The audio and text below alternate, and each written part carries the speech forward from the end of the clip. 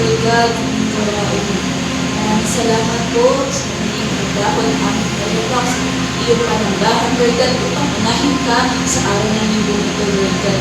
Lord, patuloy, Lord God, na gaya din ang aming napag-aralan, Lord God, ay patuloy po na ang aming legasiya na may ipasa sa aming susunod na henerasyon ay ipipili po namin may ipapasa sa kanila, Lord God, at may sa pamagitan, Lord God, ng pagmumod sa amin ngayon pa lang, Lord God, ang aming pananampalataya sa iyo, Lord God. At Lord, patuloy, Lord God, na nagpapasalamat kami sa aming salita na relate sa iyo, Lord God.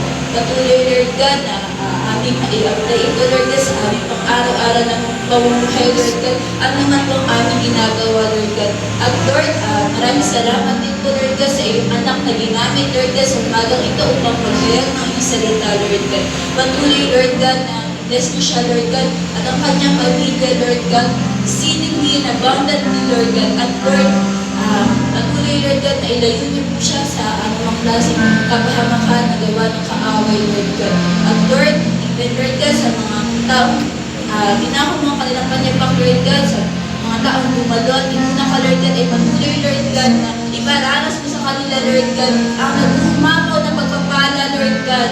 At Lord, patuloy po, Lord God, sa aming pag-uwi, ay patuloy po namin maranasan mo yung pag-iingat, Lord God, na sa gayon, sa susunod na linggo, Lord God, ay hindi kami magkakasama-sama, Lord God. Ngayon pa lamang po, dinadeklara po namin ang pag-ibig ng Diyos Ama, ang